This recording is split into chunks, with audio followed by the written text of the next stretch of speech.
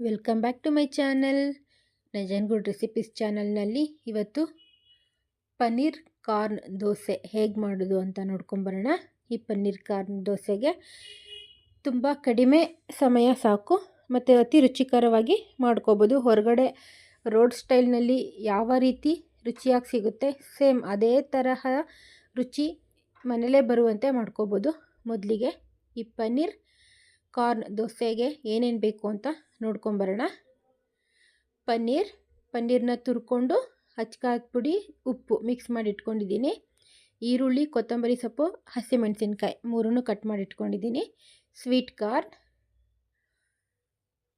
ಮಸಾಲೆ ದೋಸೆ ಮೇಲೆ ಹಚ್ಚೋ ಅಂಥ ಕೆಂಪು ಚಟ್ನಿ, ಅಚ್ಕಾರದ ಪುಡಿ, ಉಪ್ಪು ಇವೆರಡನ್ನು ಪನ್ನೀರ್ನ ತುರಿದು ಅದ್ರ ಜೊತೆ ಮಿಕ್ಸ್ ಮಾಡಿ ಇಟ್ಕೊಂಡಿದ್ದೀನಿ.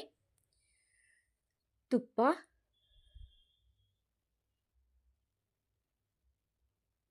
ದೋಸೆ ಹಿಟ್ಟು. ಮೊದಲಿಗೆ ತವಾವನ್ನು ಕಾಯೋದಕ್ಕಿಡೋಣ. ತವಾ ಕಾದ ನಂತರ ಮೀಡಿಯಮ್ ಫ್ಲೇಮ್ನಲ್ಲಿ ಇಟ್ಕೊಂಡು ದೋಸೆ ಹಿಟ್ಟನ್ನು ಹರಡ್ಕೊಳ್ಳೋಣ. ದೋಸೆ ಹಿಟ್ಟನ್ನು ತುಂಬ ತೆಳುವಾಗಿ ಹರಡ್ಕೋಬಾರ್ದು, ಸ್ವಲ್ಪ ದಪ್ಪದಾಗೇ ಹಾಕೋಬೇಕು. ಯಾಕೆ ಮೇಲ್ಗಡೆ ನಾವು ಪನ್ನೀರ್, ಆನಿಯನ್ ಎಲ್ಲ ಹಾಕೋದ್ರಿಂದ ಅದನ್ನು ಹಿಡಿದಿಟ್ಕೋಬೇಕು. ಮೊದಲಿಗೆ ತುಪ್ಪ ಹಾಕ್ಕೊಳ್ತಾ ಇದ್ದೀನಿ.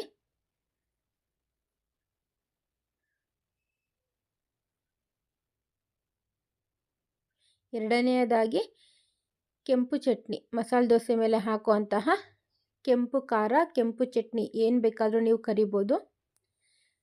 ಇದನ್ನು ನಾನು ಬ್ಯಾಡಗಿ ಮೆಣಸಿನ್ಕಾಯಿ, ಬೆಳ್ಳುಳ್ಳಿ, ಟೊಮೊಟೊ ಇಷ್ಟನ್ನು ಹಾಕಿ ಮಾಡ್ಕೊಂಡಿದ್ದೀನಿ.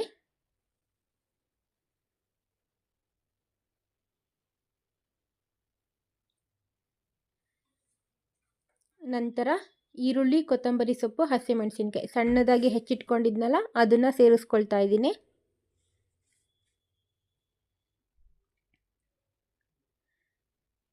ಸ್ವೀಟ್ ಕಾರ್ನ್ ಕೂಡ ಸೇರಿಸ್ಕೊಂಡೆ. ಕೊನೆಯದಾಗಿ ಪನ್ನೀರ್ ತುರಿದಿಟ್ಕೊಂಡು ಉಪ್ಪು ಮತ್ತು ಅಚ್ಕಾರದ ಪುಡಿ ಮಿಕ್ಸ್ ಮಾಡಿ ಇಟ್ಕೊಂಡಿದ್ನಲ್ಲ ಆ ಪನ್ನೀರ್ ತುರಿನ ಸೇರಿಸ್ಕೊಳ್ತಾ ಇದ್ದೀನಿ. ಪನ್ನೀರ್, ಈರುಳ್ಳಿ, ಕಾರ್ನ್ ಇಷ್ಟು ಕೂಡ ನಿಮ್ಮ ರುಚಿಗೆ ಅನುಗುಣವಾಗಿ ಇನ್ನೂ ಹೆಚ್ಚಿಗೆ ಬೇಕಿದ್ರೆ ಸೇರಿಸ್ಕೋಬೋದು. ಇದು ಮೀಡಿಯಮ್ ಫ್ಲೇಮ್ನಲ್ಲೇ ಬೆಂದ್ಕೋಬೇಕು.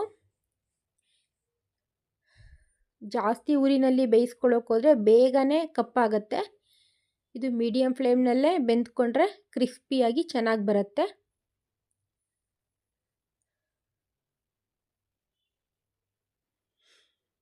ನಿಧಾನಕ್ಕೆ ಚೆನ್ನಾಗಿ ಬೆಂದ್ಕೊಳ್ತಾ ಇದೆ. ಮಕ್ಕಳಿಗೆ ಮನೆಯಲ್ಲೇ ಇದನ್ನು ಮಾಡಿಕೊಡಿ. ಸ್ಟ್ರೀಟ್ ಸೈಡ್ನಲ್ಲಿ ಇದನ್ನೆಲ್ಲ ತಿನ್ನಿಸೋದಕ್ಕಿಂತ ಮನೆಯಲ್ಲಿ ಮಾಡಿಕೊಟ್ರೆ ಹೆಲ್ತ್ಗೂ ಕೂಡ ತುಂಬ ಒಳ್ಳೆಯದು. ಇವಾಗ ಹೇಗೆ ಆಗ್ತಾ ಇದೆ ಅಂತ ನೋಡೋಣ. ನಿಧಾನಕ್ಕೆ ಮಡಚ್ಕೊಳ್ಳಿ. ನೋಡಿ ಎಷ್ಟು ಚೆನ್ನಾಗಿ ಬಂದಿದೆ.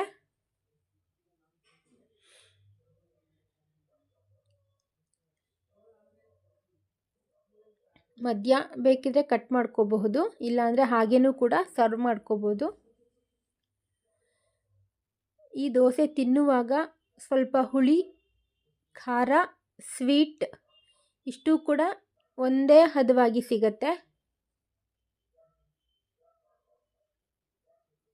ಇದನ್ನು ತಿನ್ನೋದಕ್ಕೆ ಯಾವುದೇ ಚಟ್ನಿ ಮತ್ತು ಸಾಂಬಾರ್, ಗ್ರೇವಿ ಏನೂ ಕೂಡ ಬೇಕು ಅಂತ ಅನಿಸೋದೇ ಇಲ್ಲ.